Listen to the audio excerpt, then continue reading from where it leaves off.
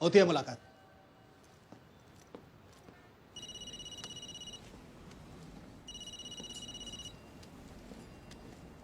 हाँ हेलो, बोलो।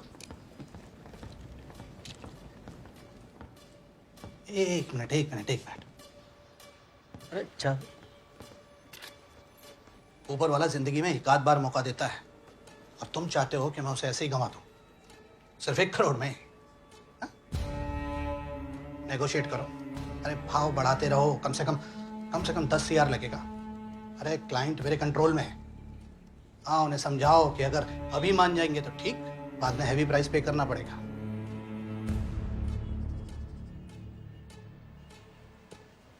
वैसे अच्छा हुआ समय रहते आपको सब पता चल गया।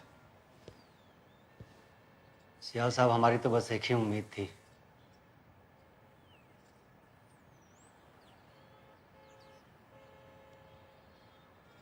देखिए, अगर आप चाहें तो मैं आपकी कुछ मदद कर सकती हूँ।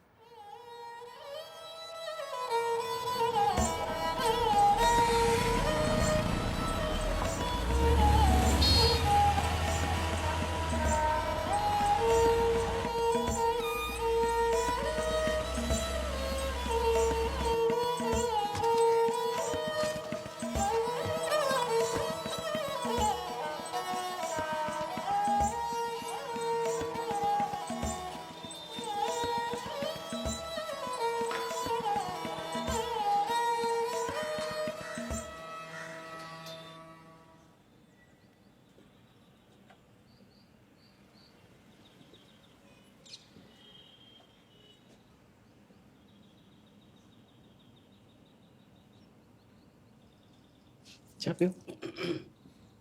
ये लो जी। सोलंकी साहब, हमें चेतना जी ने भेजा है। बाबा के केस के बारे में तो आपको पता है, ये बिटिया के माता पिता हैं। नमस्ते। चेतना जी ने आपका नाम सजेस्ट किया है। मेरा? क्यों? पॉक्सो शायद ही कोई वकील इस शहर में होगा सर, जो आपसे ज़्यादा जानता होगा। हम सब चाहते हैं कि ये केस आप लड़ें।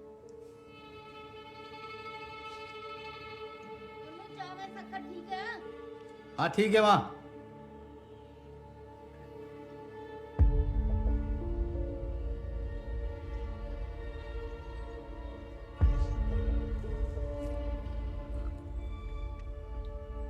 चाय खत्म कर लो। बेटे मुंह खोल ले, यहाँ घबराने की जरूरत नहीं है। आप लोग एक एक करके आए।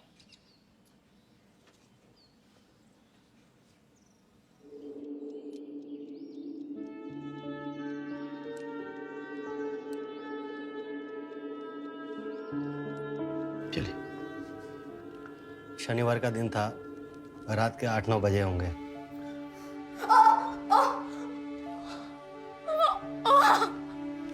वार्डन मैम का फोन आया कि आपकी बच्ची की तबीयत खराब हो गई है, आप जल्दी से बिंदवाड़ा आ जाइए। मैं बिंदवाड़ा पहुंचा सर। उन्होंने बताया कि बच्ची पर भूत प्रेत का साया है, उसे बाबा के पास दिल्ली ले जाना होगा।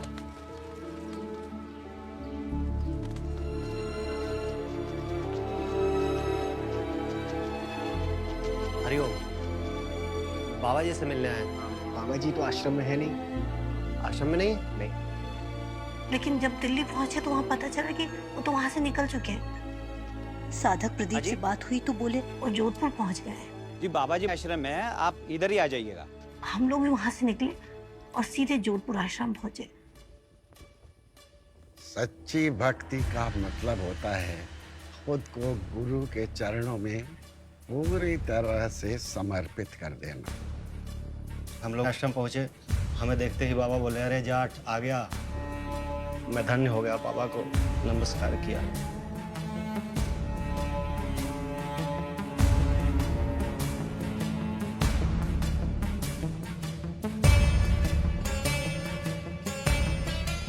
भूत प्रेत के निवारण के लिए बिटिया की शुद्धि करनी पड़ेगी।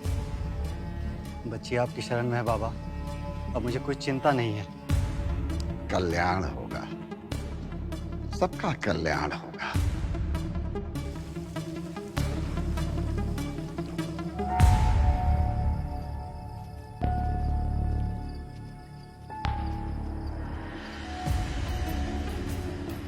आप लोग यहीं बैठो और हरिओम का जाप करें। मैं बिटिया को अभी बुलाता हूँ। जी बाबा। थोड़ी देर बाद उनका शिष्य आया, वो कहता है कि आप दोनों यहाँ विश्राम कीजिए। बिटिया आप अंदर आइए।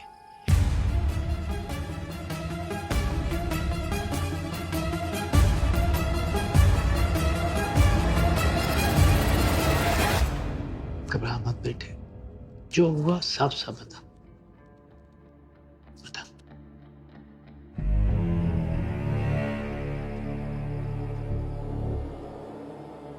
जब मैं टेंट के अंदर गई तो लाइट बंद थी। उन्होंने मेरा हाथ पकड़ा और कहा कि मेरी भक्त बन जाओ। पढ़ाई लिखाई में कुछ नहीं रखा है।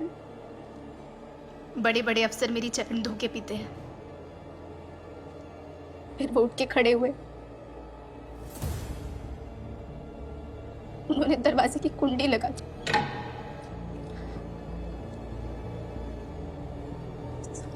मेरे कपड़े उतारने शुरू कर दिए।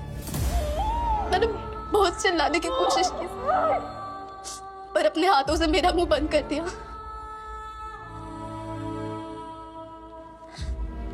और फिर हर जगह पे हाथ लगाया सब।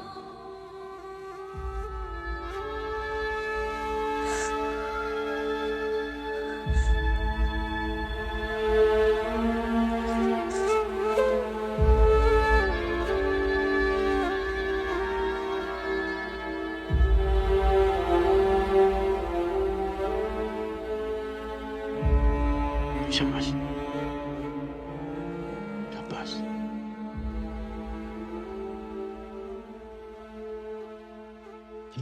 हिम्मत रखना पड़ेगा बेटे। अदालत में तो पता नहीं क्या क्या पूछेंगे। रखेंगे।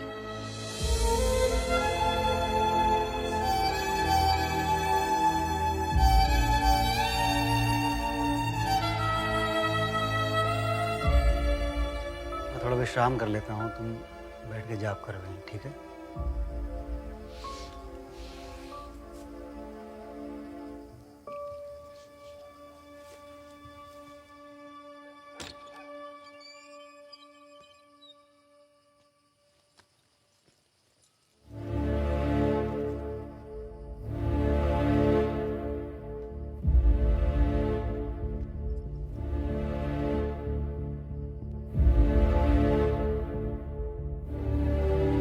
क्या हुआ बेटा?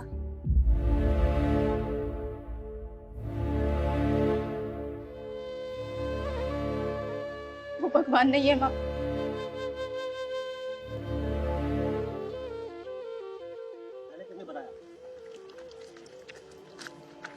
जी बाबा से मिलना है। बाबा जी तो आश्रम में है। साइड हटिए, बाबा से मिलना है। देखिए आपको बताया ना बाबा जी आश्रम में मुझे नहीं कुछ है। देखना नहीं है, मुझे बाबा से बात करनी है। आप रास्ता छोड़िए। बाबा जी आश्रम में नहीं है, पीछे हटिए। आप साइड छोड़िए, उनसे बात करनी है।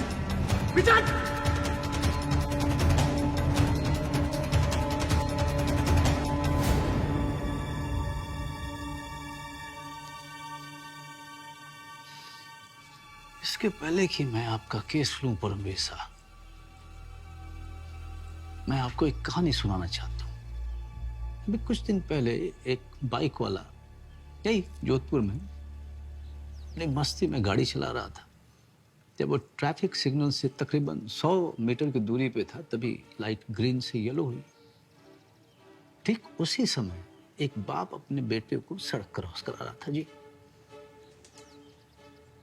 जब बाइक वाले ने उनको आमने सामने देखा, बहुत जोर का ब्रेक मारा, पर संभालते संभालते भी बाइक का पहिया बच्चे के पैर के ऊपर से निकल गया। बच्चा बहुत चीखा, उसको हॉस्पिटल लेके गए। डॉक्टर ने चेक किया, बोला ठीक है। कुछ ही समय के बाद बच्चे के पैर में बहुत दर्द हुआ। उसका पूरा पैर नीला पड़ गया। उसको एक विशेषज्ञ के पास लेके गए। उसने चेक किया, बोला फ्रैक्चर है, ऑपरेशन करना पड़ेगा। बाप गरीब था,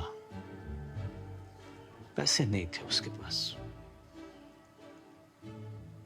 उसने बाइक वाले के ऊपर केस ठोका, जिसका वकील मैं था। अब आप बताओ कि कायदे से मुझे किसके खिलाफ केस लड़ना चाहिए था?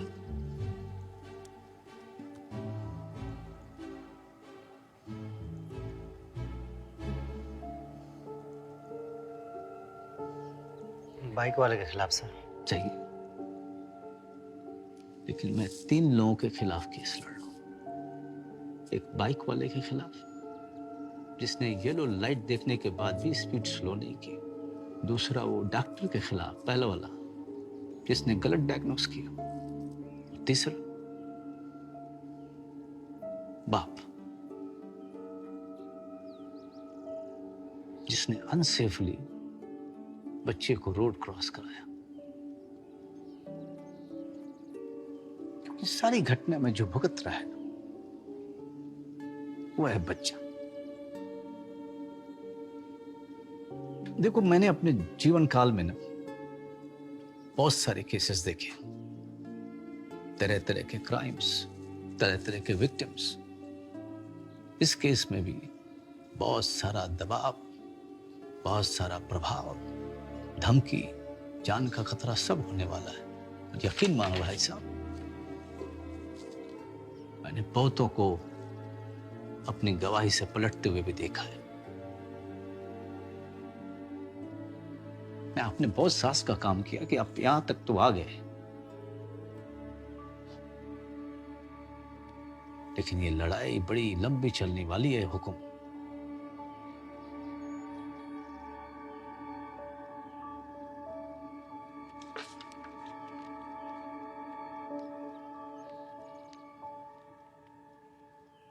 सर फीस हाँ जी? फीस कितनी देनी होगी?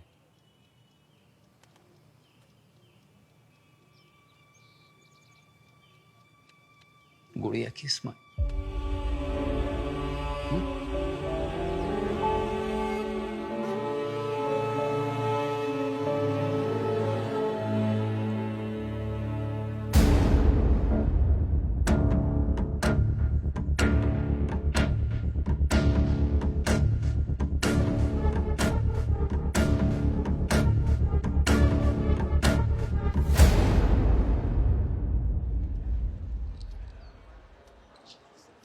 ओहो शर्मा जी, अरे सोलंकी साहब, कैसे हो हुकुम? सोचो कि तो काम देखे नहीं। अरे वो क्यों पाया, लेट हो गया। ये भी चल रहा है आजकल। अरे आप तो जानते हो अपनी भाभी जी। मुझे तो मुक्ति मिल गई इन सबसे।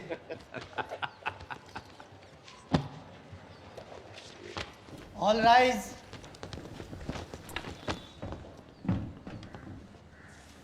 बैठे बैठे बैठे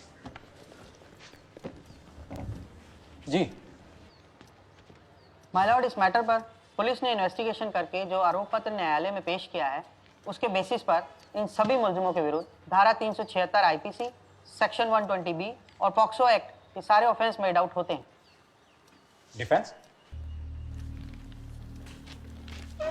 योर ऑनर, इस केस में पॉक्सो लागू ही नहीं होता, क्योंकि उस दिन on the day of occurrence, that is in the intervening night of 13th and 14th of August 2013, लड़की माइनर नहीं मेजर थी, बालिग थी योर ऑनर। कोई सपोर्टिंग डॉक्यूमेंट्स हैं आपके पास? Yes your honour. दिखाइए। योर ऑनर, ये लड़की के प्राइमरी स्कूल दयानंद सागर का अनडिस्प्यूटेड एडमिटेड डॉक्यूमेंट है। इसमें उसकी जन्म तिथि साफ साफ लिखी हुई है, 4/7/1994।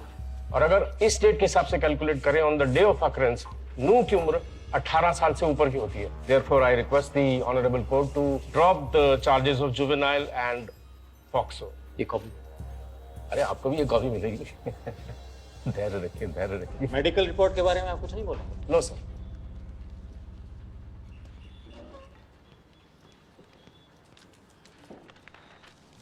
Public prosecutor? कंप्लेनेंट के काउंसिल आर्ग्यू करेंगे, दैट इज एक्सेप्टेड टू मी।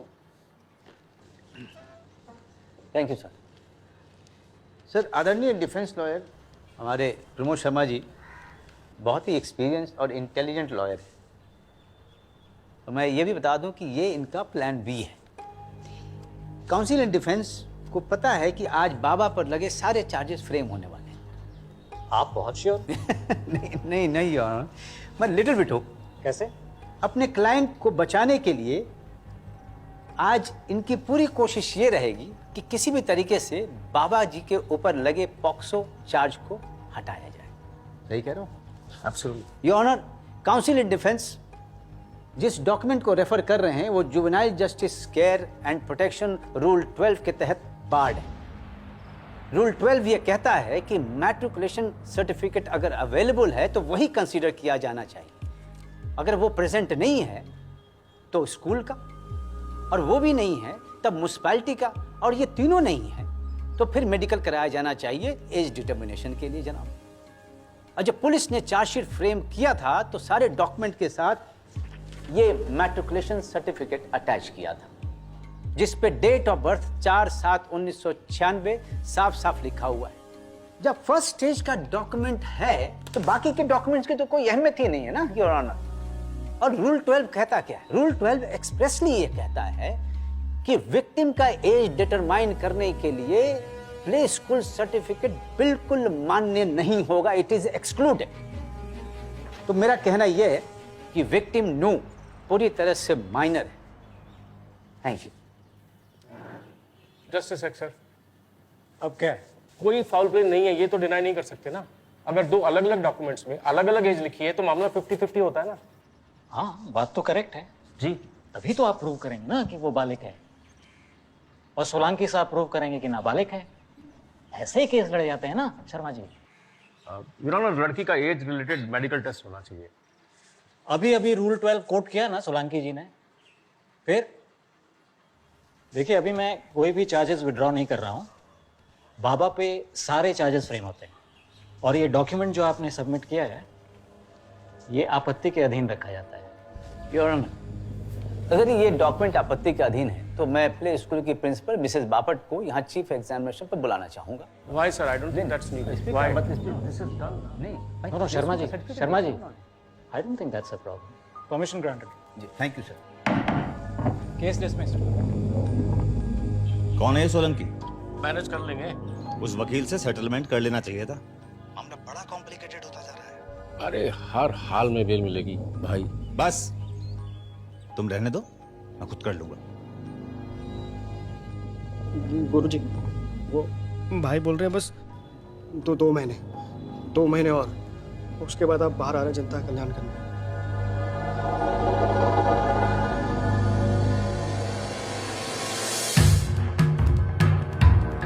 क्या बात है सर, आप इतने परेशान क्यों लग रहे हैं? बिट्टू, मैं इस केस की एक भी हेयरिंग नहीं हार सकता। अगर हारा तो बाबा को बेल मिल जाएगी, फिर बाबा कभी हाथ नहीं आएगा।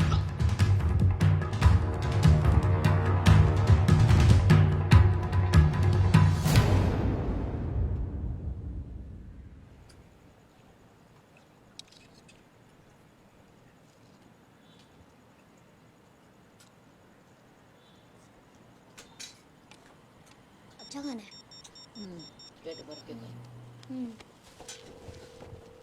अरे ये भी कौन सा काम रह गया? बीपी संभालो अपना।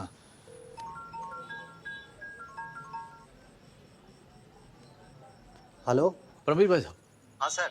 वो जब नू के बारे में आपको पता पड़ा तो आपने सबसे पहले किसी को बताया? वीरपाल सिंह सर, FIR करने से पहले मैंने उसी को बताया था। वीरपाल सिंह? फैमिली फ्रेंड है सर। अच्छा, उसको बुलाएंगे तो वो आएगा ना, या फिर पुलिस का समन भेजो उसको? नहीं सर, वो आएगा, दोस्त है। अच्छा परमवीर जी, वो नू का जो admission form, registration form, TC, report card वगैरह जो भी है वो आप भिजवाओ मेरे को। और सुनिए, वो सरस्वती स्कूल के प्रिंसिपल मधुकर त्रिपाठी जी को भी गवाही के लिए आना पड़ेगा। आप उन्हें इन्फॉर्म कर दीजिए। जी ठीक है सर।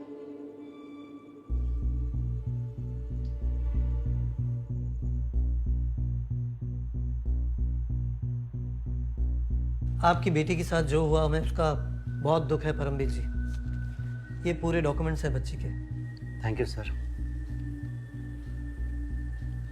सर, शायद आपको जोधपुर आना भी पड़ेगा।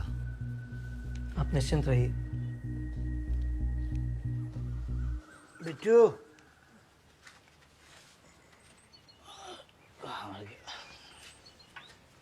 मम्मी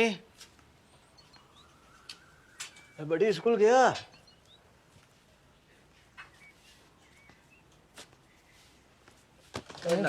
नकारे उठ जा, फटाफट तैयार होकर के कोर्ट पहुंच।